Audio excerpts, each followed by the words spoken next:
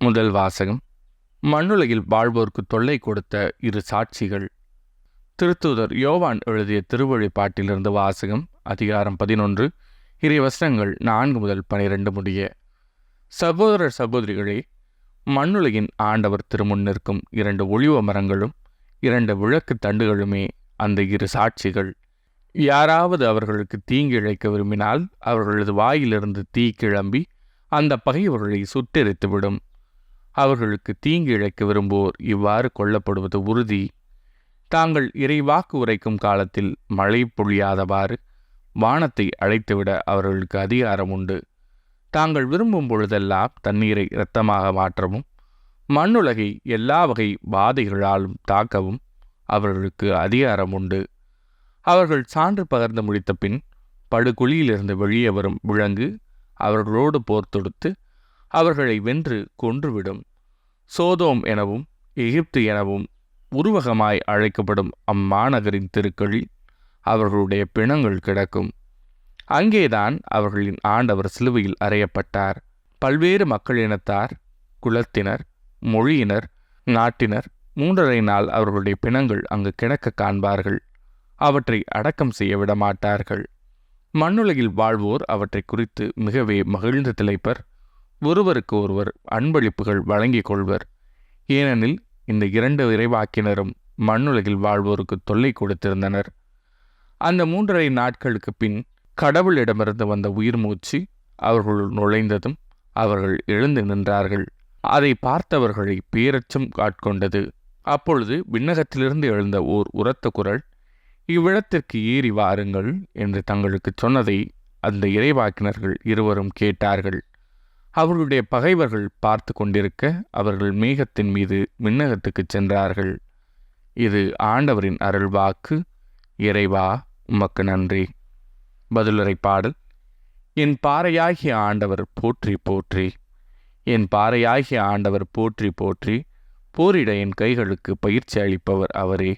போர் புரிய என் விரல்களை பழக்குபவரும் அவரே.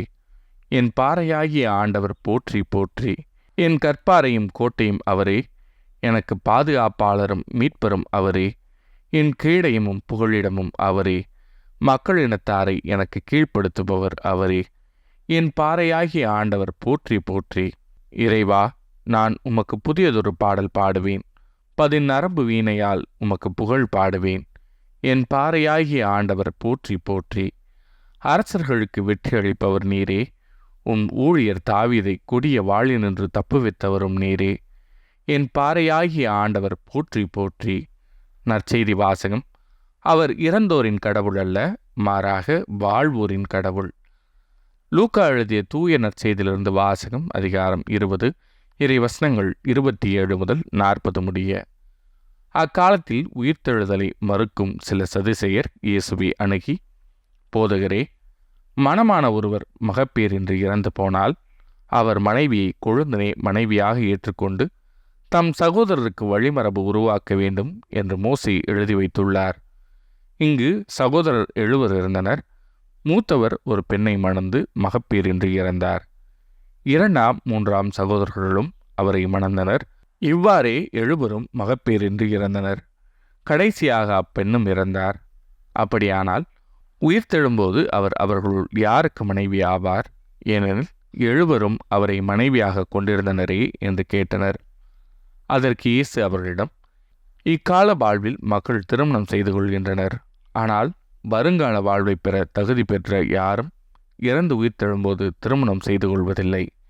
இனி அவர்கள் சாக முடியாது. அவர்கள் வானதுதரை போல் இருப்பார்கள். உயிர்த்தெழுந்த மக்களாய் இருப்பதால் அவர்கள் கடவுளின் மக்களே. இறந்தோர் உயிருடன் எழுப்பப்படுவதை பற்றி மோசே முட்புதர் பற்றிய பகுதியில் எடுத்து கூறியிருக்கிறாரே. அங்கு அவர் ஆண்டவரை ஆபிரகாமின் கடவுள், ஈசாக்கின் கடவுள், யாக்கோபின் கடவுள் என்று கூறியிருக்கிறார். அவர் இறந்தோரின் கடவுள் அல்ல, மாறாக வாழ்வோரின் கடவுள். ஏனெனில் அவரை பொறுத்தமட்டில் அனைவரும் உயிருள்ளவர்களே என்றார். மறைநூல் அறிஞர்கள் சிலர் அவரை பார்த்து, போதகரே, நன்றாகச் சொன்னீர் என்றனர்.